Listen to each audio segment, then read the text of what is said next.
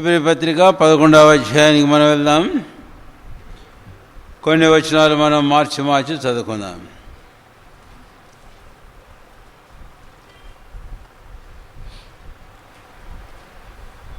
ఇరవై 23వ వచనం నుండి మార్చి చదువుకుందాం. మోషే పుట్టినప్పుడు అతని తల్లిదండ్రులు ఆ శిశువు సుందరుడయ్యుండుట చూచి విశ్వాసమును బట్టి రాజాజ్ఞకు భయపడక 3 మాసములు అతని దాచిపెట్టిరి.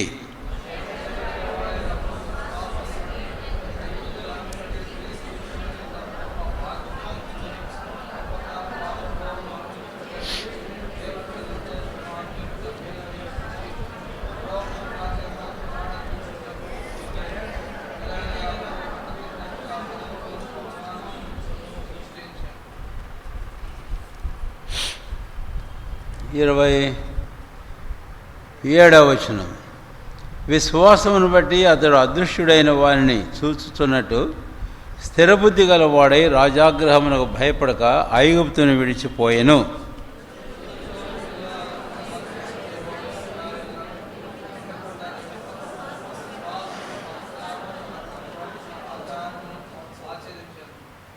ప్రార్థన చేసుకుందాం.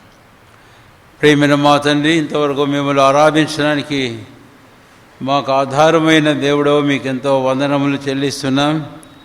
అవును తండ్రి, శిరలో మా కొరకై పాప ప్రాయశ్చిత్తార్థ బలిగా మీరు అర్పించుకున్నారు. ఆ బలిపీఠమే మేము మిమ్మల్ని ఆరాధించడానికి ఆధారం. అంతేకాదు, మా అనుదిన క్రైస్తవ జీవితంలో ఈ లోకమనే అరణ్య యాత్రలో మేము ఆనుకునేందుకొరకైన ఆనుడుగా, గోడగా, కర్రగా మాకున్నారు కనుక మా ఆధారమై మిమ్మల్ని మేము ఆరాధించి ఘనపరుస్తున్నాం. ప్రియమైన మా తండ్రి, అంతేకాదు మా జీవితంలో మీరు మాట ఇచ్చిన వాడు ఎంతైనా నమ్మదైన దేవుడవు కనుక మిమ్మల్ని ఆరాధించి మిమ్మల్ని ఘనపరుస్తున్నాం. మధ్యలో మీరు ఇచ్చిన బలకై స్తోత్రాలు. యోగ్యంగా అందు పాలు పొందమని స్థిరపరచుము. మీ వాక్యాన్ని మాకు దీవించు. మా కన్నులు తెరువు. మీ లేఖనాలు మాకు విప్పుము. మా కొరకై మీరు దాచించిన మీ మాటలు మాకు దయచేయము. వినే చెవిని గ్రహించే మనసు దయచేయము. యోగ్యంగా మీ బల్లో పాలు పొందమని సిద్ధపరచమని వందనము చెల్లిస్తూ యేసువారి శ్రేష్టమైన నామమును స్తుతించి ప్రార్థించి వేడుకొంచున్నాము తండ్రి, ఆమేన్. ప్రభుచితమైతే ఒకవేళ ఈ 11వ అధ్యాయము ఈ చివరి పాఠము అంతవరకే మనం ఆపి తర్వాత 12కు మనం వెళ్తాం. 11వ అధ్యాయంలో మనము 5గురిని చూస్తూ వచ్చాం. ఒకటి హేబెలును, 2వది హానోకును, 3వది నోవహును, 4వది అబ్రహామును, 5వది ఇప్పుడు మనం చూడబోతాము మోషేను అని. తర్వాత ఇంకా మీరు చూడండి. ఇప్పుడు మనం ఆ క్యారెక్టర్స్ యొక్క మెడిటేషన్ కాదు, మనం హెబ్రీ పత్రిక ధ్యానంలో ఉన్నాం కాబట్టి ఈ 5గురిని మనం చూసి మనం తర్వాత ముందుకు వెళ్ళిపోతాం. 5వ అధ్యాయము 11వ అధ్యాయము హెబ్రీలకు రాసిన పత్రిక. ఇప్పుడు 23వ వచనం, మోషే పుట్టినప్పుడు అతని తల్లిదండ్రులు ఆ శిశువు సుందరుడయ్యుండుట చూచి విశ్వాసమును బట్టి రాజాజ్ఞకు భయపడక 3 మాసములు అతని దాచిపెట్టిరి అని. మనం చదివినటువంటి ఈ భాగంలో మోషే తల్లిదండ్రులు, మోషే యొక్క విశ్వాసాన్ని గురించి మనం చూస్తాం. ముందుగా 23వ వచనానికి మనం వస్తే, మోషే పుట్టినప్పుడు అతని తల్లిదండ్రులు విశ్వాసాన్ని బట్టి రాజాజ్ఞకు భయపడక అతన్ని దాచిపెట్టారు. కాబట్టి మోషే తల్లిదండ్రుల్లో కూడా విశ్వాసం ఉంది. ఏం పేరు వారి పేరు? అమ్రాము, యోకేబేదు వారి తల్లిదండ్రులు, మోషే తల్లిదండ్రులు. కాబట్టి తల్లిదండ్రుల్లో విశ్వాసం ఉంది. అలాగే తర్వాత మోషేలో కూడా ఆ విశ్వాసం వచ్చింది అని. ఈరోజు కొంతమంది తల్లిదండ్రులు వారి పిల్లల్ని తీసుకువచ్చారు, ప్రభువుకు ప్రతిష్ఠించి ప్రార్థన చేయించుకోవడానికి. సంతోషమే. ఇక్కడ మనం చూస్తాము మోషేలో ఆ విశ్వాసం ఎక్కడి నుంచి వచ్చింది అని అంటే వారి తల్లిదండ్రులైన అమ్రాము యోకెబెతులో నుంచి వచ్చింది అని మనకు బాగా తెలుసు. 2 తిమోతి 1వ అధ్యాయంలో పౌలు అపోస్తలుడు తిమోతిని గూర్చి వ్రాస్తూ, తన విశ్వాసాన్ని గూర్చి వ్రాస్తూ ఇలాగంటాడు. 2 తిమోతి 1వ అధ్యాయము 3-5 వచనాలు కలిసి ఉన్నాయి. చివరి భాగం చదువుతున్నాను. నీ యందున నిష్కపటమైన విశ్వాసమును జ్ఞాపకం చేసుకొని, ఏంటి ఆ విశ్వాసం ఎక్కడి నుంచి వచ్చింది? ఇంకా చివరి భాగాన్ని వెళుతున్నాను. ఆ విశ్వాసం మొదట నీ అవ్వైన లోయలోను నీ తల్లి అయిన యునికలోను నివసించను, అది నీ యందు సహా వసించుచున్నదని నేను రూఢిగా నమ్ముచున్నాను. చూచారండి, నాన్న అమ్మలో ఉండే విశ్వాసము మోషేలోకి వచ్చినట్లు అమ్మమ్మలో ఉండే విశ్వాసము మరి తిమోతిలోకి వచ్చింది. మరి ఇక్కడ నాన్న లేడే, మనకు తెలియదు. అయితే నాన్న వచ్చి ఒక మాట మనకు తెలుసు బైబిల్లో, ఏంటి అంటే నాన్న Greece దేశస్థుడు.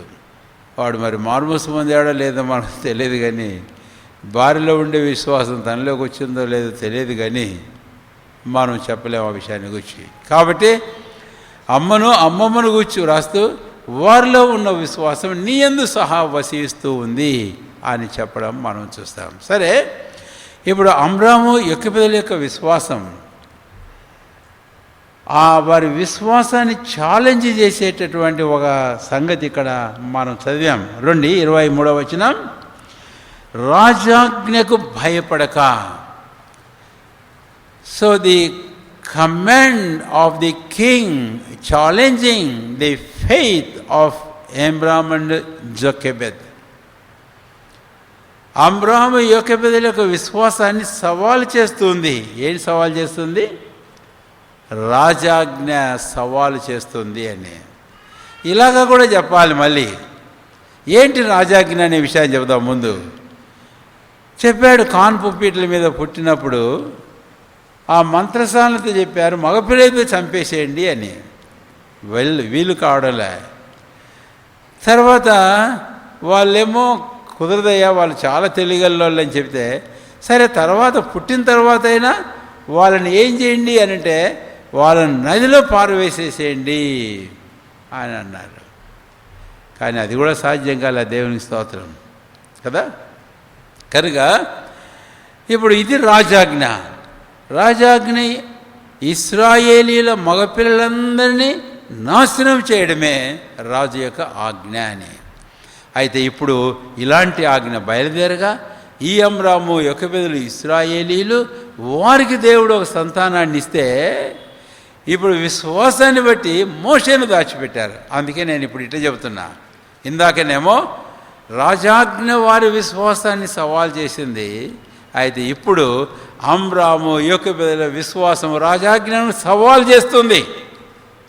Their faith challenging the very command of king of Egypt. నిజంగా ఈరోజు ఈ లోకంలో మనం అలాంటి విశ్వాసం కలిగి ఉండడం అనేది చాలా ప్రాముఖ్యమైన విషయం. అంటే ఇక్కడ నేను ఒక మాట చెప్పడం అవసరం. రాజాజ్ఞను ధిక్కరించడం అనేది అవిధేయత చూపడం అనేది కాదు. ఎందుకంటే కొత్త నిబంధనకు వస్తే అధికారులకు మీరు లోబడి ఉండుడి, చట్టానికి మీరు బద్దులయ్యుండుడి అన్నాడు. అయితే రాజాజ్ఞ దైవాజ్ఞకు విరోధంగా కన్నా ఉన్నప్పుడు we need not to obey. అంటే రాజాజ్ఞ దేవుని ఆజ్ఞకు విరుద్ధంగా ఉన్నప్పుడు అటు రాజాజ్ఞకు మనం విధేయత చూపాల్సిన అవసరం లే. ప్రభుత్వము చట్టాలకు మనం విధేయత చూపాల్సిన అవసరం లేదు. అలాంటి సందర్భాలు చాలా మనం చూస్తాం. దానియేలు బ్రతికున్న కాలంలో ఒక శాసనం పుట్టించాడు. వాడు ఏమి శాసనము? ఎవడు కూడా తన దగ్గర తప్ప ఏ దేవుని వద్ద ప్రార్థన మొరపెట్టకూడదంటే దానియేలు ప్రార్థన చేసి ఉన్నాడు. అంటే రాజాజ్ఞను ట్రెస్పాస్ చేశాడని చెప్దామా? నో, దేవుని ఆజ్ఞకు కట్టుబడి.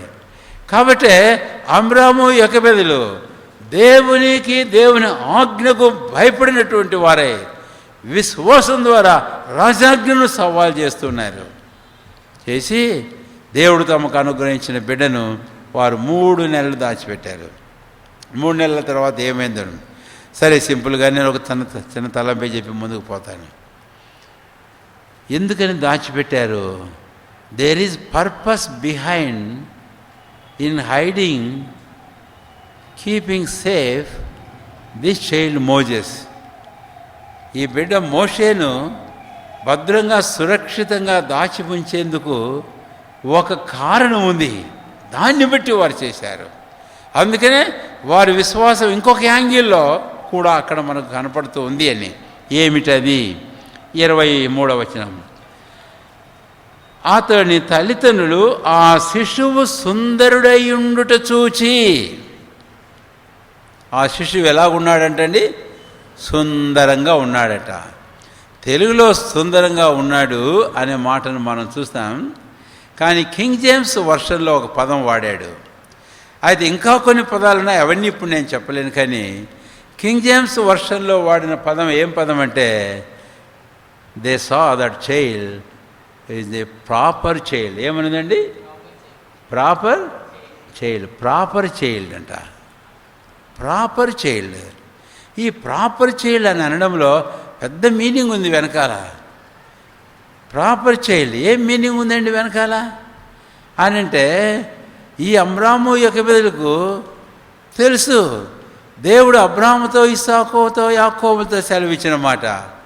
అబ్రాము, ఇస్సాకు, యాకోబులు ఏం చెప్పారో వారి విశ్వాసం ఏంటో వీరికి బాగా తెలుసు. 400 సంవత్సరములు పూర్తిగా వస్తున్నటువంటి సందర్భంలో దేవుడు ఈ ఇశ్రాయేలు జనాంగాన్ని ఈ ఐగుప్తు దేశంలోంచి విమోచించబోతూ ఉన్నాడు. కాబట్టి this is that child, that proper child, that proper instrument, the chosen instrument. కార్యాన్ని చేసేదానికి సరైన బిడ్డ, దేవుడు ఏర్పాటు చేసుకున్న బిడ్డ, ఆ కార్యం కొరకైన దేవుని చేతిలో సాధనమైన బిడ్డ ఈ బిడ్డ. They have seen that. దాన్ని చూచారు. దాన్ని చూసి ఇప్పుడు ఈ బిడ్డను వాళ్ళు దాచిపెట్టేసేసారు. ఈ బిడ్డను 3 నెలలు అయిన తర్వాత దాచిపెట్టలేకపోయినారు. మనకు తెలుసు 3 నెలల తర్వాత ఈ పిల్లలు కూడా పగ్గాలు ఉండవు. అందుకని మంచం మీద పండబెడితే ఈ దినాలు లేవులేండి ఆ మంచాలు, అందుకే కింద పడుతుంటారు కొన్నిసార్లు. కనీసం పిల్లలు పుట్టినప్పుడు ఆ మంచాలు ఒకటి పెట్టుకోండి. ఏంటంటే నులక మంచం. ఆ నులక మంచంలో పండబెట్టేసేస్తే బంత వేసేసి ఆ నులక మంచానికి తాడు కడితే ఆ తాడు వీని కాలి కట్టేస్తే ఇక వాడు ఆడికి పోడు, ఆడే ఉంటాడు. అర్థమైందా? ఇక ఆడే ఉన్నాడు కానీ అరుస్తున్నాడే, మరి అదెట్లా? అందుకని ఇక లాభం లేదనుకొని ప్రార్థన పూర్వకంగా ప్రభు ఇచ్చిన నడిపింపు అనుకుంటాను ఆ దాంట్లో పెట్టేసేసి రోజు. సరే, ఇక ఆ సందర్భంలో మనం అంతా చూడలేం. కానీ అల్టిమేట్గా ఏమైందో మనకు తెలుసు. దేవుడు వారి విశ్వాసాన్ని హానర్ చేశాడు, ఘనపరిచాడు. ఘనపరిచి ఈ బిడ్డను అక్కడ వదిలేసేస్తే తాను ఆడ ఊరకుండా అరుస్తున్నాడు. అరుస్తుంటే ఆ సమయానికి ఏమి వెళ్ళింది స్నానం చేయడానికని. ఎవరు? ఫరో రాజు కుమార్తె వెళితే ఈ బిడ్డను అరుపులు. ఏంటి ఆ బిడ్డ? వాళ్ళు తీసుకొని దగ్గర చూస్తే చాలా సుందరుడుగా కనపడుతున్నాడు. అప్పుడు ఈమె ఆ బిడ్డను తన కొరకు తీసుకున్నది. రెడీగా కాసుకొని ఉంది అక్క, చాలా వైస్ గర్ల్. ఎవరు అక్క? మిరియాము. మిరియామును గురించి కూడా ఒక మాట చెప్పాలి. మిరియామును గురించి తర్వాత ఏం రాశాడు తెలుసా బైబిల్లో? ప్రవక్త.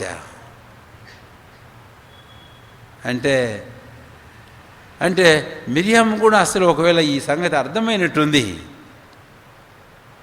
ఎందుకంటే మోషే, అహరోను, మిరియాములు తర్వాత ముందుకు వెళ్ళిపోయినారు కదా ఇశ్రాయేలుని బయటికి తీసుకొని పోయిన తర్వాత. And Miriam ప్రాఫిటెస్. She also might have understood that this my brother is the proper child, God's chosen instrument, and the leader of Moses, leader of Israel, to deliver them from Egypt. Having that understanding, she was ready, watching what will happen to this child. అందుకనే వెంటనే ఆ ఫరో రాజు కుమార్తె తీసుకునేటప్పటికి ఈ అమ్మాయి పరిగెత్తుకుని వెళ్ళి ఏమన్నా తెలుసా? నీ కొరకు పాలిచ్చి పెంచుటకు నేను ఒకరిని చూడమంటావా? చూసింది వాళ్ళ అమ్మనే కనుక చూసింది. చూసిన తర్వాత తీసుకుపోయినారు, పెంచారు. 3 సంవత్సరాలు కూడా, దాదాపు 3 years. ఈ 3 సంవత్సరాల కాలంలో మోషేలో పోశారు మంచిగా. ఏం పోశారు చెప్పండి, ఏం పోశారు?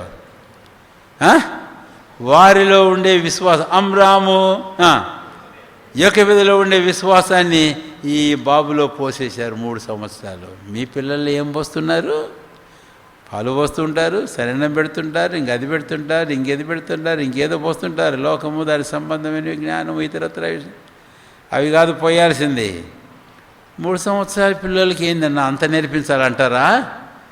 3 సంవత్సరాల లోపు నేర్చుకుంటే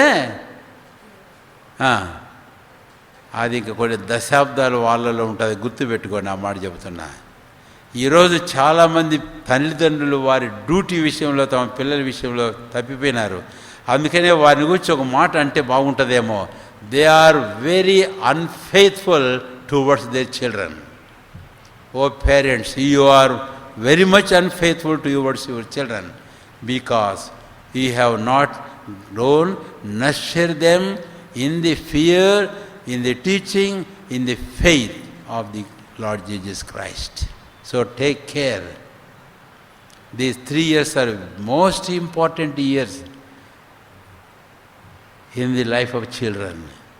ఏమనుకుంటున్నారు మీరు తల్లిదండ్రులు? ఎన్నిసార్లు చదువుతాం వాక్యం, ఎన్ని బోధలు వింటాం, పట్టనే పట్టదే. నువ్వేమో ఈడ, వాడేమో అక్కడ, ఎక్కడ ఇంకాడో, నీకే తెలియదు. ఇది సరైనది ఏమాత్రం కాదు. ఇది మన జీవితాలకు సవాలు అని. కాబట్టి విశ్వాసమును బట్టి అమ్రాము, యోకెబెదు ఇద్దరు ఆ మోషేను ఏం చేశారు అనే విషయాన్ని నేను ఇప్పుడు మీకు జ్ఞాపం చేశాను. ఇప్పుడు తర్వాత ఇంకొక వచనాన్ని వెళ్దాం. రండి దయచేసి 24వ వచనం. 24వ వచనం. మోషే పెద్దవాడైనప్పుడు విశ్వాసమును బట్టి ఐగుప్తు ధనము కంటే క్రీస్తు విషయమైన నింద గొప్ప భాగ్యమని ఎంచుకొని అల్పకాలము పాపభోగం అనుభవించడం కంటే దేవుని ప్రజలతో స్థిరం అనుభవించడం మేలని యోచించి ఫరో కుమార్తె యొక్క కుమారుడనని ఏం చేయలేదంటే అండి, ఒప్పుకొనలేదు. అనిపించుకొనుటకు ఏం చేయలేదంట? ఒప్పుకొనలేదు. దయచేసి ఆ మాట గమనించండి. కాబట్టి ఇక్కడ మోషే యొక్క విశ్వాసాన్ని గురించి మనం చదువుతాం. ఇక అందుకనే విశ్వాసమును బట్టి అన్నటువంటి ఆ మాట, మోషే యొక్క విశ్వాసం ఏమిటో మనము చూస్తాం. ఒకవేళ అక్కడికంటే ఇంకా క్రిందకు వస్తే బాగుంటుందేమో. ఏమిటి క్రిందకు అంటే 29వ వచనం, క్షమించండి 28వ వచనం. తొలిచూలు పిల్లలను నాశనం చేయవాడు, ఇశ్రాయేలును ముట్టకుండా నిమిత్తం అతడు విశ్వాసమును బట్టి పస్కాను రక్త ప్రోక్షణ ఆచారమును ఆచరించి. ఇక్కడ మొదలు పెడదాం. కాబట్టి ఇక్కడ మోషే విశ్వాసానికి కన్నా మనం వస్తే, మోషే ఏం ఆచరించాడంటే చెప్పండి? విశ్వాసమును బట్టి పస్కాను రక్త ప్రోక్షణ ఆచారమును ఆచరించాడు. ఏమిటి పస్కా? ఏమిటి రక్త ప్రోక్షణం? ప్రభువైన దేవుడు ఈ మోషేను ఐగుప్తులోకి పంపించినప్పుడు 80 సంవత్సరాలు అయిపోయినాయి. 40 సంవత్సరములు ఫరో రాజభవనంలో, 40 సంవత్సరములేమో అరణ్యంలో. ఇప్పుడు సమయం వచ్చింది, ఈ మోషేను దేవుడు ఐగుప్తులు పంపించాలి, విడిపించి దానికి తన ప్రజలను. కాబట్టి పొమ్మని చెబితే మోషే వెళ్ళిపోయాడు. అయిన తర్వాత మోషేకు దేవుడు ఒక మాట చెప్పాడు, ఈ రాత్రి నేను ఇశ్రాయేలీలను విడిపించబోతున్నాను. కాబట్టి మోషే, నీవు ఇశ్రాయేలీలు పని చేయాలి. ఒక గొర్రె పిల్లని తీసుకోండి, దాన్ని వధించండి, పల్లెంలో దాని రక్తంను బట్టి మీరు నివాసం చేయ ద్వార బంధాల మీద పై కమ్మి 2 నిలువు కమ్ముల మీద రాయండి, పై అడ్డకమ్మి మీద రాయండి. ఎక్కడైతే రక్తం ప్రోక్షించబడుతుందో నాశనం చేయవాడు, నేను పోతాను, దాటిపోతాను. ఆ రక్తమును చూస్తే నేను దాటిపోతాను, లేదా రక్తము చూడకపోతే ఏమవుతుందంట? ఆ ఇళ్లల్లో ప్రతి జ్యేష్ఠమైనటువంటి పురుషులు కానీ పిల్లలు కానీ తర్వాత స్త్రీలు కానీ వారు చనిపోతారు, నాశనం చేయబడతారు. అని ప్రభు అని దేవుడు చెప్పాడు. దేవుడు చెప్తే మోషే ఏం చేశాడు చెప్పండి? మోషే ఏం చేశాడు? మోషే ఏం చేశాడంటే చెప్పలేంటండి. మోషే ఏం చేశాడు? నమ్మాడు అని చెప్పండి చాలంతే. లేకపోతే ఇంకో మాటనే చెప్పచ్చుగా, చదివిన మాటని చెప్పచ్చుగా. మోషే పస్కాను ఆచరించాడని చెప్పచ్చుగా. మీరేం ఊరుకుంటారే? కాబట్టి మోషే పస్కాను ఆచరించాడు. దాన్నే పస్కా పశువు, ప్యాస్ ఓవర్ ల్యామ్ అన్నారు. కాబట్టి మోషే పస్కాను ఆచరించాడు. మోషే రక్తప్రోక్షణను ఆచరించాడు. మోషే కూడా నివాసం చేసేదానికి దానికి ఒక ఇల్లు ఉంది. కాబట్టి మోషే వెళ్ళిపోయాడు. ప్రజలకు చెప్పాడు. ఆయన తర్వాత మోషే వెళ్ళిపోయాడు. ఒకవేళ తాను కూడా తాను ఇచ్చే వారి కొరకు వరి పిల్లని తీసుకొచ్చి వధించి ఆ రక్తం తీసి ద్వారబంధాల మీద పూసింటాడు. మోషే ఏం బయట లేడు. మోషే కూడా రక్తము ప్రోక్షించిన ద్వారబంధముల లోపల మోషే కూడా ఉన్నాడు. మోషే కుటుంబం ఉన్నారు, ఇంటి వారు ఉన్నారు. సరేనా? కాబట్టి మోషే పస్కాను రక్త ప్రోక్షణమును ఆచరించాడు అని. ఈరోజు రక్షించబడిన ప్రభుబిడ్డలైన మన జీవితాలలో ఇప్పుడు రెండవ తలంపు వెళుతున్నాను. మోషే ఆచరించడం మాత్రమే కాదు, మోషే ఇశ్రాయేల్ అందరూ ఆచరించడానికి కారణమయ్యాడు. అంటే whatever Moses did that had influenced the whole people of Israel, nation of Israel. మోషే చేసింది ఇశ్రాయేల్ ప్రజలందరినీ ప్రభావితం చేసింది. కాబట్టే ఇశ్రాయేల్ అందరూ కూడా మోషే చెప్పిన ప్రకారం ప్రతి కుటుంబం పస్కాను ఆచరించాడు. దేవుని స్తోత్రం.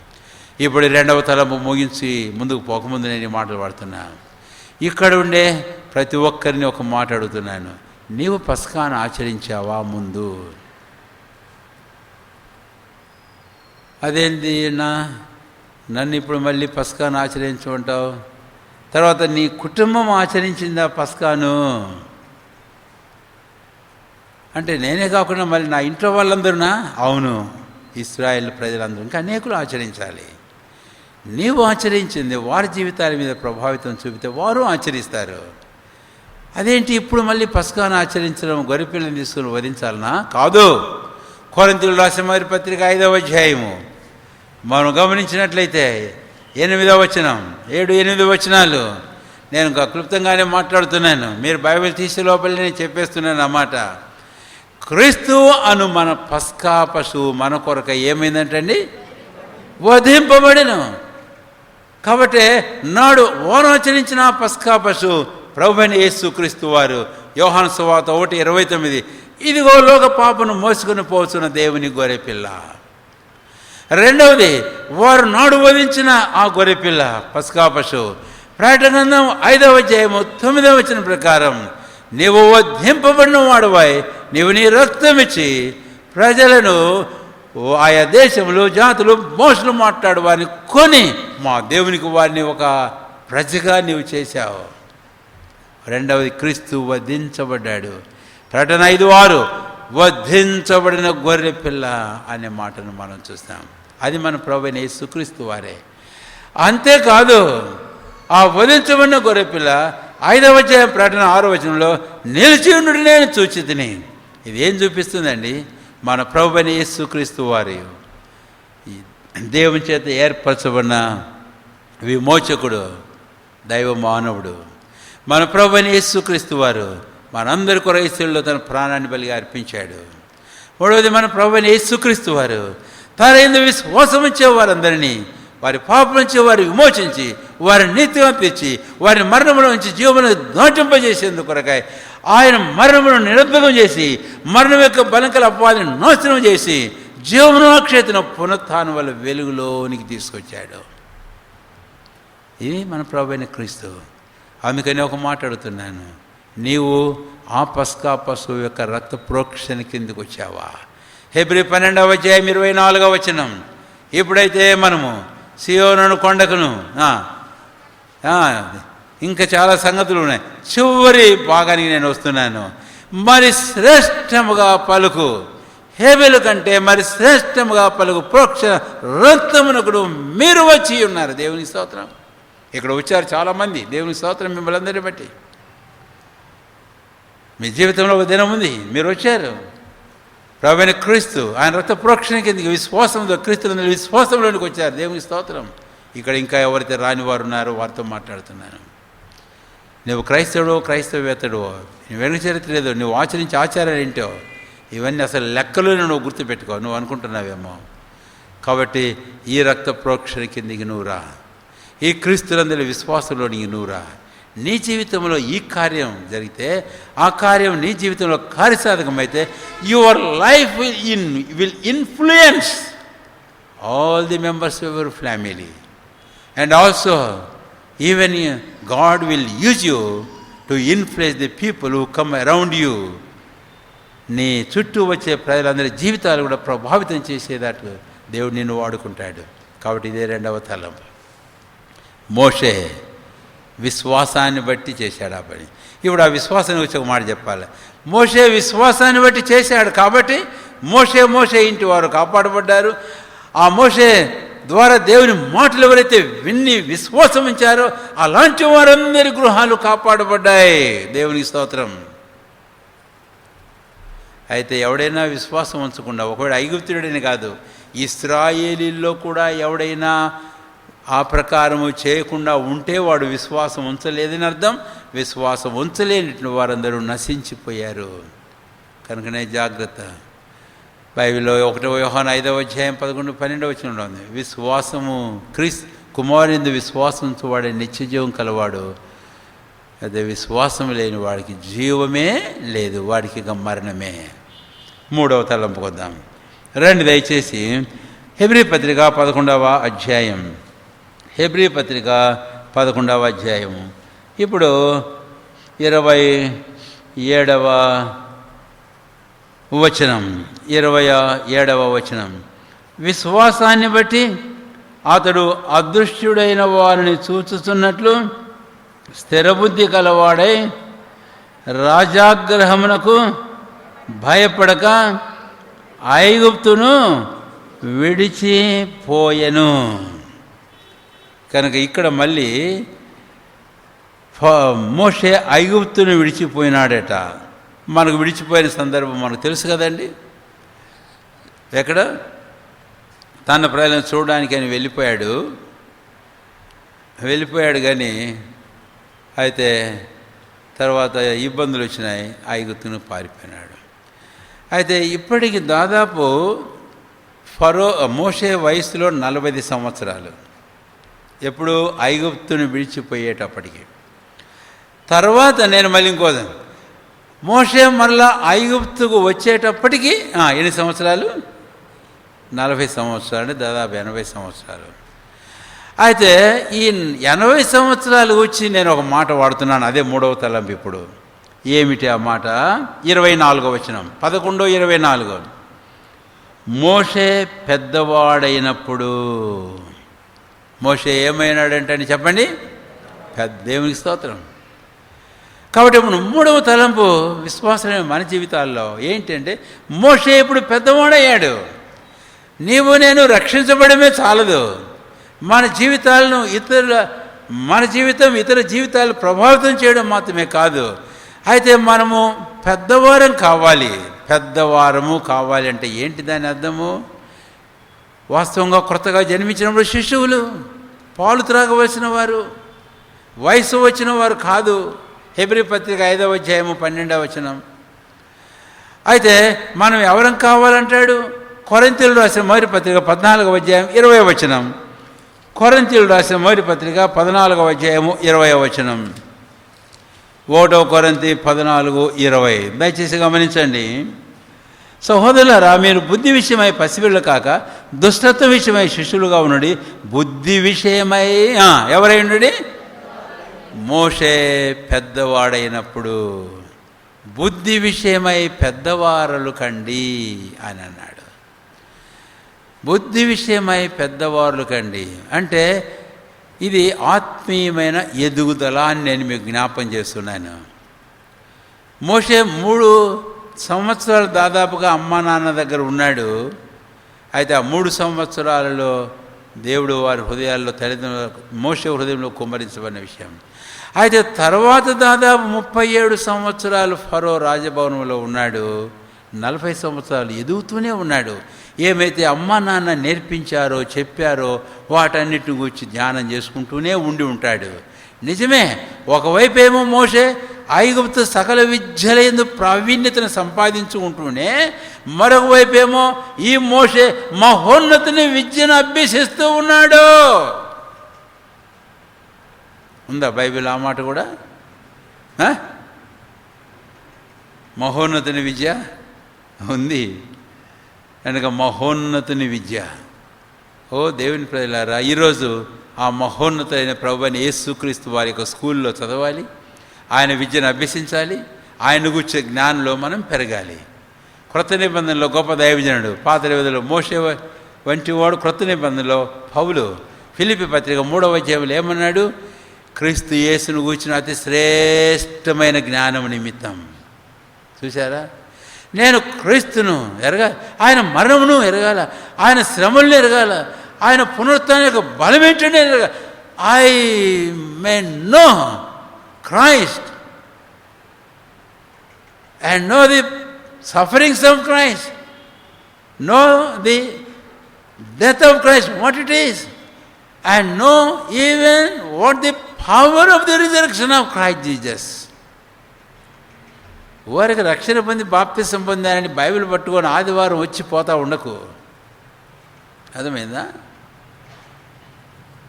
బైబిల్ చదువు చదువు చదువు, ప్రార్థన చేయి ప్రార్థన చేయి ప్రార్థన చేయి, సహవాసంలో గడుపు గడుపు గడుపు, ప్రభు సన్నిధిని సమయము గంటల తరబడి గడుపు, వాక్యం చదివి వాక్యం ధ్యానం చేయి, ప్రభువును గురించి ధ్యానం చేయి, తలంచుకుంటూ ఉండు. కాబట్టి 2వ పేతురు 3వ అధ్యాయం ముందు 1వ పేతురు 2వ అధ్యాయంలో 1, 2, 3 వచనాలు కలిసిన సందర్భంలో పేతురు అపొస్తలుడు ఒక మాట అన్నాడు. ఏమని? రక్షణ విషయంలో ఎదుగు నిమిత్తము. ఆ తర్వాత మరొక మాట నేను వాడుతున్నాను. 2వ పేతురు 3వ అధ్యాయం 18వ వచనంలో మన ప్రభువైన యేసుక్రీస్తును గురించి కృపయందును జ్ఞానమందును అభివృద్ధి పొందుడి. మరొక వచనం జ్ఞాపం చేస్తున్నాను. ఎఫెసీయులకు రాసిన పత్రిక 4వ అధ్యాయము 15వ వచనంలో మనము అన్ని విషయంలో సత్యం చెబుతూ క్రీస్తు వలె ఉండుటకు ఎదుగుదము. Ultimate our growth, the growth అంటే చివరి ముగింపు. ఆ గ్రోత్ ఏంటంటే క్రీస్తు వలె ఉండటకు. అందుకని ఒక ప్రశ్న, నువ్వు ఇంక పెద్దవాడువేనావా, నువ్వు ఇంకా పిల్లవాడుగానే ఉన్నావా? తెలంగాణలో అంటుంటారు కొంతమంది, బచ్చగాడు నీకేం తెలుసు అని. ఒకవేళ ఇంకా బచ్చగాళ్ళలాగానే ఉంటే ఏం తెలిసిన వాళ్ళు కాదు. కాబట్టి మన జీవితాల్లో అలాంటి వారంగా ఉండక మనం ఎదుగుదాం. ఒక్కసారి ఆలోచించు, what is your growth? How far you are grown up? Are you still keep on growing or where you are stopped? అయిపోయినావా? ఎదిగావా? ఎదుగుతున్నావా? ఎదుగుతూనే పోతున్నావా మన క్రైస్తవ జీవితంలో? కాబట్టి మోషే పెద్దవాడైనప్పుడు, అలాగూ ఎదిగినప్పుడు మోషే ఇప్పుడు ఒక నిర్ణయంలోకి వచ్చాడు, ఒక చక్కని ఆలోచనలోకి వచ్చాడు. ఏమి ఆలోచన తెలుసా? ఇంకా నేను చేయవలసిన పని దగ్గరకు వచ్చింది అనుకున్నాడు. సరే, ఇప్పుడు ఇక్కడ 40 సంవత్సరాలు పెరిగాడు. ఆ తర్వాత ఈ ఎదుగుదల ఇంకా చాలే. అందుకనే దేవుడు మోషేని ఏం చేశాడట? అరణ్యానికి తీసుకొని పోయినాడు. ఇంకా మోషే పారిపోవడం కాదండి, దేవుడే దాని వెనక ఉద్దేశం కలిగి ఉన్నాడు. ఆ 40 సంవత్సరాలు అక్కడ తీసుకొని వెళ్ళి అరణ్యంలో ఒంటరిగా దాచి ఉంచి, నిర్గమ 3వ అధ్యాయంలో కన్నా చదివితే మనకు చక్కటి మాట ఉంది తెలుగులో, ఇంకా అంత డెజర్ట్, బిహైండ్ ది డెజర్ట్ అంటే అరణ్యంలో, ఆ ఎడారిలో, ఆ పర్వతాల అవతల Moses was left alone. He was just and his fellows ఎవరు తెలుసా? Only sheep were his fellows. ఇక అలాంటి టైం గడుపుతున్నాడు. సో ఇన్ ది విల్డర్నెస్ 40 సంవత్సరాలు ఐగుప్తులో నేర్చుకున్నది, 3 నెలలు సంవత్సరాలు అక్కడ నేర్చుకున్నది, 37 సంవత్సరాలు ఆడ నేర్చుకున్నది, అరణ్యాన్ని వెళ్ళిన తర్వాత నేర్చుకున్నది ఇంకెక్కువ. So the desert, the wilderness and being hid behind the mountain, that mountain was the mountain Horeb, was the school of learning for Moses. మోషే పాఠాలు నేర్చుకునేందుకు అది దేవుని యొక్క పాఠశాల. దేవుని స్తోత్రం. మనల్ని దేవుడు తీసుకొని వెళ్ళాలి పాఠశాల. ప్రార్థన చేసుకొని నిశ్చయంగా ప్రభు మనకు నేర్పిస్తాడు. నా ఇద్దరు నేర్చుకోండి అని మత్తయి 11వ అధ్యాయం 29వ వచనంలో ప్రభు చెప్పాడు. సరే, కాబట్టి మోజెస్ ఇప్పుడు గ్రోన్ అప్ మ్యాన్. అందుకని ఇది మంచి, ఇది చెడు, ఇది చేయకూడదు, ఇది చేయొచ్చు, ఇది చేయకూడదు. వీళ్ళెవరు, వీళ్ళు నా ప్రజలు. ఎవరు నా ప్రజలు? ఇశ్రాయేలు నా ప్రజలు. వీళ్ళు ఐగుప్తీయులు నా ప్రజలు కారు. అంటే now he is grown up in much knowledge. ఎంతో చక్కని జ్ఞానంతో తాను పెంచబడ్డాడు.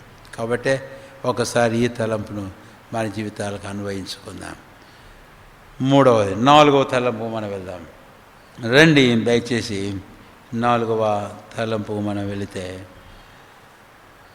24, 26 వచనాలు కలిసి ఉన్నాయి. నేను చదువుతున్నాను, మీరు జాగ్రత్తగా గమనించండి. విశ్వాసమును బట్టి ఐగుప్తు ధనం కంటే క్రీస్తు విషయమైన నింద గొప్ప భాగ్యమని ఎంచుకొని అల్పకాలము పాపభోగం అనుభవించడం కంటే దేవుని ప్రజలతో శ్రమ అనుభవించడం మేలని యోచించి ఫరో కుమార్తె యొక్క కుమారుడని అనిపించుకొనుటకు ఒప్పుకొనలేదు. ఏలయనగా అతడు ప్రతిఫలముగా కలుగు బహుమానమందు దృష్టి ఉంచెను. ఈ భాగంలో నేను క్రింద నుంచి పైకి వెళ్తాను. ఈ 4వ తలంపులో మోజెస్ యొక్క విశ్వాసం ఏంటో మనం చూస్తాం. ఇందాక 3వ తలంపులో ఒక మాట చెప్పుకున్నాం, grown in the knowledge, grown in the age. మోషే ఇప్పుడు పెరిగి పెద్దవాడైనాడు. ఆ పెద్దవాడు కావడం వల్లనే తర్వాత సంగతిని మనం చూస్తాం. ఆయన ఏంది ఒప్పుకోకపోవడం, యోచించుకోవడం, ఎంచుకోవడం. ఈరోజు చాలామంది విశ్వాసులు వారి జీవితాల్లో సరిగా యోచించుకోలేకపోవడానికి, సరిగా ఎంచుకోలేకపోవడానికి, అంతేకాదు ఒప్పుకోకుండా ఉండడానికి, ఒప్పుకునేందుకు కొరకు సరైన ఎదుగుదల క్రైస్తవ జీవితంలో లేదు. కాబట్టి ఏమైతే ఒప్పుకోకూడదో వాటిని ఒప్పుకుంటారు, ఏమైతే ఎంచుకోవాలనో వాటిని ఎంచుకోరు, ఏమైతే యోచించాలనో ఆ సరైన యోచనలు వారికి ఉండవు. అందుకనే ఎన్నోసార్లు మన ఆత్మీయ జీవితంలో అతలాకుతలమైన పరిస్థితులు. అందుకనే జాగ్రత్త పడదాం. మళ్ళీ నేను 3వ తలంపుకు వెళ్ళడం లేదు, కానీ దట్ గ్రోత్, ఆ మనిషి పెరిగాడు, పెద్దవాడైన కాబట్టి ఇలా చేశాడు. ఇప్పుడు ఈ 3 పదాలు గురించి నేను మీతో మాట్లాడాలి. 24, 26 వచనాల వరకు. 1 కింద నుంచి నేను పైకి వస్తామన్నాను కదా. ఫరో కుమార్తె యొక్క కుమారుడనని అనిపించుకొనుటకు ఒప్పుకొనలేదు. దేన్ని బట్టి ఒప్పుకోలేదట? విశ్వాసాన్ని బట్టి. కాబట్టి మోషే యొక్క విశ్వాసము ఏం చేసింది అని అంటే, ఫరో కుమార్తె యొక్క కుమారుడనని ఒప్పుకోవడానికి ఏమాత్రం ఇష్టపడలే.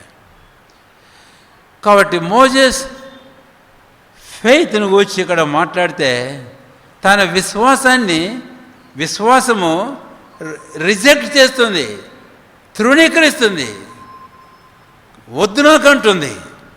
కాబట్టి అట్టి విశ్వాసం మన జీవితాల్లో కలిగి ఉండాలి. ఏం వద్దనేది మోసే విశ్వాసము అనేది ఇక్కడ మనం గమనించినట్లయితే కనుక 3 చక్కని తలంపులు మనము చూస్తాం. 3 చక్కని తలంపులు మనం చూస్తాం.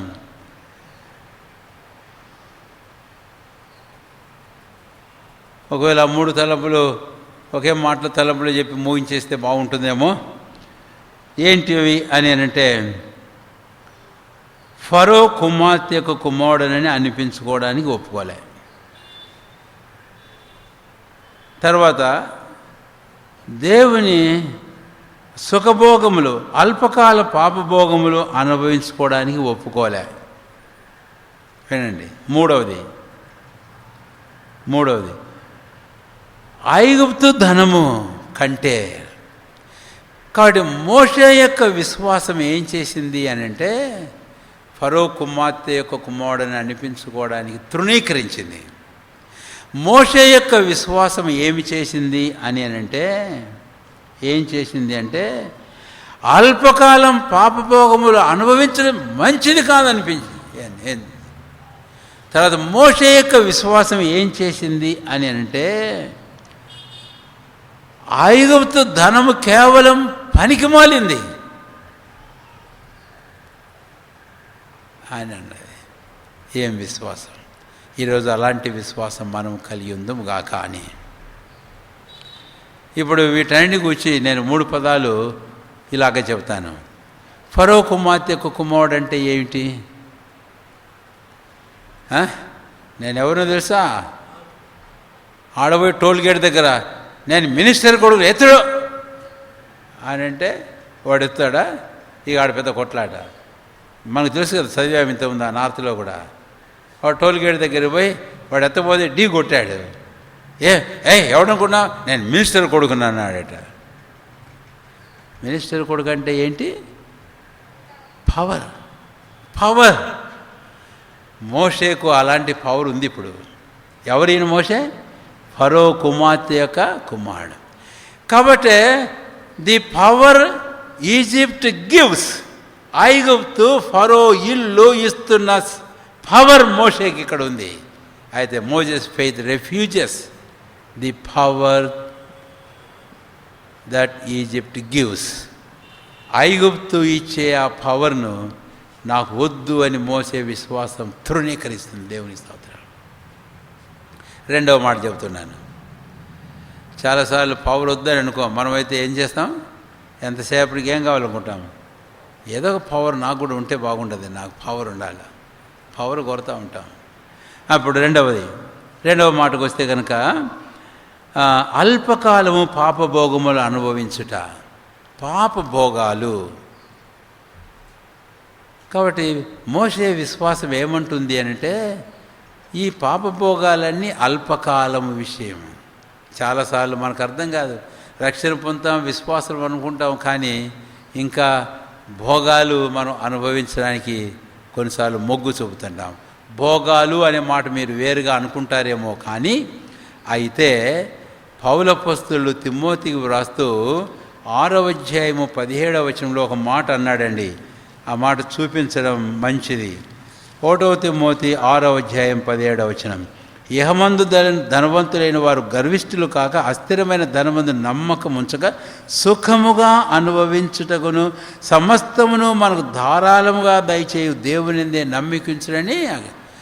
సుఖముగాను దేవుడు ధారాళంగా మనకు దయచేస్తాడు. దేనికి దయచేస్తాడు చెప్పండి? దయచేసి త్వరగా చెప్పండి. సుఖము అనుభవించడానికి. మరి అక్కడేమో మోసే ఆ సుఖం కాదనుకున్నాడే.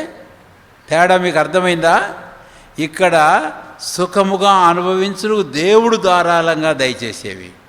అయితే అక్కడ ఏ సుఖం? పాపభోగములు. అంటే they are the pleasures of sin. It is nothing wrong in enjoying the pleasures which God gives us in our lifes. అందుకే దేవుడు ధారాళంగా మనకి ఇస్తున్నాడు. కొన్నిసార్లు అన్ని రకాలైన మనకి ఇస్తున్నాడు. దేవునికి స్తోత్రం. లెట్ us ఎంజాయ్, తప్పు కాదు. అయితే అల్పకాలము పాపభోగములు అనుభవించడం తప్పు. జాగ్రత్త గుర్తుపెట్టుకోండి. ఈ విషయంలో మనం జాగరూకులమై, మనము దేవుడి వల్ల ఏం పొందాము, ప్లెజర్స్ మనం ఏం అనుభవించాలో అనుభవిద్దాం. అంతేగాని పాపభోగాలు జోలికి పోకండి. ఆ పాపభోగాలు ఎంతకాలం కొరకైనవి చెప్పండి? అల్పకాలమైనటువంటివి. సరే, ప్యాసింగ్. మరి 3వ మాటకు వచ్చేద్దాం. ఇక పై భాగాన్ని మనం వస్తే, ఐగుప్తు ధనము కంటే క్రీస్తు విషయమైన నింద గొప్ప భాగ్యం. ఐగుప్తు ధనము కంటే క్రీస్తు విషయమైన నింద. ఐగుప్తు ధనం సామాన్యమైందా? ఐగుప్తు ధనం అంత తేలికైందేం కాదు. కాబట్టి ఐగుప్తు చాలా ధనవంతమైన దేశం. మరి ముఖ్యంగా మోషే జన్మించిన ఆ కాలంలో ఆయన కూడా మోషే అనుకున్నాడు, ఈ ఐగుప్తు ధనము నాకు. మోసెస్ విశ్వాసం refused the treasures, the wealth of Egypt. మోసే విశ్వాసం ఐగుప్తు ధనాన్ని నిరాకరించింది, తృణీకరించింది. కనుకనే ప్రభువులారా, నేను ఎక్కువగా వ్యాఖ్యానించలేను. ఈ 4వ తలంపు నేను ముగించబోతాను. ఈరోజు నిజంగా నీతిమంతుడు విశ్వాసం మూలముగా జీవించడం దేవుని వాక్యంలో వ్రాయబడింది, ముమ్మారు వ్రాయబడింది. విశ్వాసం మన జీవితాల్లో ఆ విశ్వాసాన్ని బట్టి మనం జీవిస్తూ ఉంటే నిశ్చయంగా మన విశ్వాసం ఏమి చేయాలి అనేది ఇక్కడ మనం చూసాం. ఈ మన విశ్వాసము ఫరో కుమార్తె యొక్క కుమారుడుని అనిపించుకోవడానికి ఏమాత్రం ఒప్పుకోకూడదు. అంటే ఈ లోకమిచ్చే అధికారము, లోకమిచ్చే శక్తి, ఆ పవర్స్ మనకేమీ అక్కర్లేదు. వాస్తవానికి మోషే next he is going to be king of Egypt. వాస్తవంగా మోషే ఐగుప్తును పాలించేవాడు కావాలి. అప్పుడు ఇంకా అయిపోయినాడు ఒక పాలకుడు. ఒకడు ఉన్నటువంటి వాడికి హ్యాండిక్యాప్ అయిపోతే ఇంకా చేయడానికి వీల్లేని పరిస్థితుల్లో ఈ ఫరో కుమార్తె వీని తీసుకొని పెంచుకొని ఈ మోసెస్ను రాజుని చేద్దామని చెప్పేసి పెంచింది.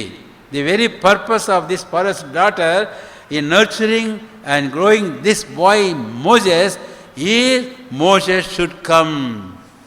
Should become the king of Egypt. ఆ పర్పస్తో పెంచింది. తనకు మోసెస్కు బాగా తెలుసు. Is also well aware of his position, coming position as a king of Egypt. But ఈ జస్ట్ రిఫ్యూజ్డ్. నాకు వద్దు ఈ పవర్, నాకేం అక్కర్లే, ఈ రాజరికం నాకు ఈ అధికారం నాకు అక్కర్లే.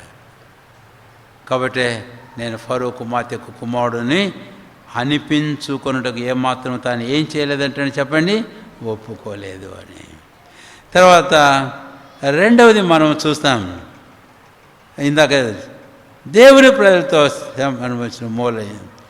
అయితే నేను ఇప్పుడు మోసే విశ్వాసము ఏం తృణీకరించిందో 3 సంగతులు నేను మళ్ళీ చెప్పాను. కాబట్టి అయితే ఈ 3 సంగతులకు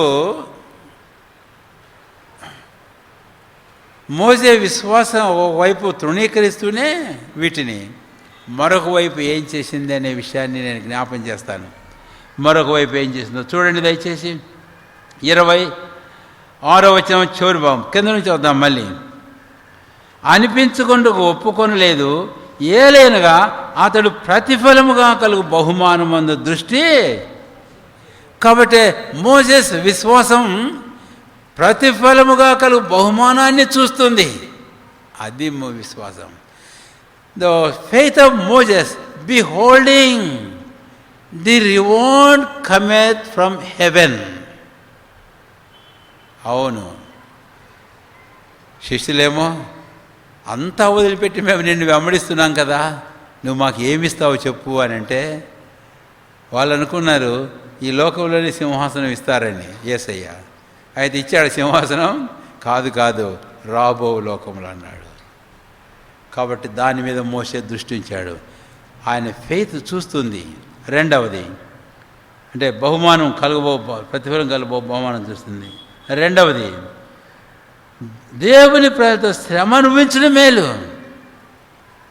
అంటే దేవుని ప్రజలతో తాను శ్రమ అనుభవించడానికి ఇష్టపడుతున్నాడు. అంటే ఐగుప్తు ఫరో కుమార్తె, ఐగుప్తు రాజు, ఈయన ఈజిప్షియన్ మోసెస్ అని అనిపించుకునే దానికంటే he wants to identify himself with the people of God, Israel, God's chosen people. కాబట్టి Moses faith is identifying himself with the people of God. అది విశ్వాసం. నువ్వు ఎవరితో ఐడెంటిఫై చేసుకుంటున్నావు? నువ్వు విశ్వాసివి అని అంటే విశ్వాసులు ఎవరితో ఐక్యం చేసుకుంటారు? ఎవరిలో గుర్తింపు పొందుతుంటారు? గుర్తింపు పొందేందుకు తాపత్రయపడుతుంటారు అంటే దేవుని ప్రజలతో, లోకస్తులతో కాదు, లోకంతో కాదు.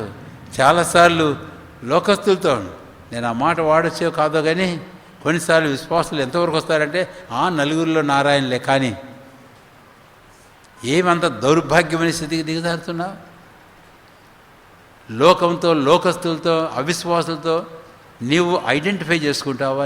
నీవు ఇదిగో చూడు, ఇది నాకు మేలు, ఇది నాకు మేలు.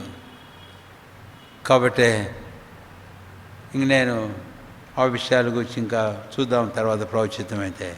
ఇంకా ముందుకు వెళితే, ఇంకా పైకి వెళితే, ఐగుప్తు ధనం కంటే క్రీస్తు విషయమైన నింద గొప్ప భాగ్యం. ఐగుప్తు ధనం నాకెందుకు, యేసయ్య గురించి నాకు నింద వస్తే అది నాకు మేలు అనుకున్నాడు, అది నాకు సంతోషము అని అనుకున్నాడు. ఎందుకు? మన విషయానికి కన్నా మనం వస్తే కనుక హెబ్రీ 13వ అధ్యాయంలో మనమును గవిని వెలుపటకు, ఆయన నిందను భరించుచు గవిని వెలుపటకు, let us also go out of the gate bearing his reproach. రోమా 15వ అధ్యాయం 1-2 వచనాల ప్రకారం తాను నిందించు వారి నిందలు ఆయన మీద పడ్డాయి, అంటే మన నిందలు ఆయన మీద పడ్డాయి. ఆయన మన కొరకై నిందాస్పదుడైనాడు, ఆయన మన నిందలు యావత్తును భరించాడు. He bore all our reproaches and our shame. అయితే క్రీస్తు నిందని భరించాలని నువ్వు సిద్ధంగా ఉన్నావా? క్రీస్తు విషయమే నింద గొప్ప భాగ్యం. నీవు గన స్పిరిచువల్గా, ఆత్మీయంగా ఎదిగన ఉంటే ఈ 3 సంగతుల్లో నీ జీవితంలో నువ్వు ఇష్టపడతావు, అంగీకరిస్తావు, ఒక నూతన తీర్మానం చేసుకొని ఆ ప్రకారం జీవించడానికి సిద్ధపడతావు. ఇంకా పైకి వెళితే క్రీస్తు విషయమైన నింద ధనము కంటే క్రీస్తు విషయమైన నింద గొప్ప భాగ్యం. కాబట్టి అలాగూ మన జీవితాల్లో ఎంచుకొని ముందుకు సాగిపోదాం. మోజేసు విశ్వాసాన్ని 3 మాటలు చూచాం. ఒకవేళ ఎక్కువగా మనం విశదంగా విపులంగా ధ్యానం చేయలేకపోయినా కనీసం నక్షల్లో ఆ విరిగిన కొన్ని ముక్కలు వెళ్ళి మీ ముందు నేను ఉంచాను, వాటిని వచ్చి తలంచండి. ముగింపు వెళ్దాం. ఇప్పుడు 27వ వచనం, 27 నేను చదువుతున్నాను.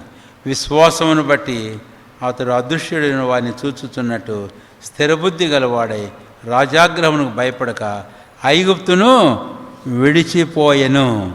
రాజాగ్రహానికి భయపడక ఏం చేశాడంటండి? ఇప్పుడు చెప్పండి. మోసెస్ ఐగుప్తును విడిచిపోయాడు. ఇది మోషే 5వ విశ్వాసం. ఏమిటంట ఆయన యొక్క విశ్వాసం? ఐగుప్తుని విడిచిపెట్టిపోయినాడు, రాజాగ్రహానికి భయపడక పారిపోయినాడని చెబుదామా? రాజాగ్రహానికి భయపడకపోతే ఎలాగా పారిపోయాడు? కాబట్టి నేను ఒక మాట మీకు చెప్పదలుచుకుంటున్నాను.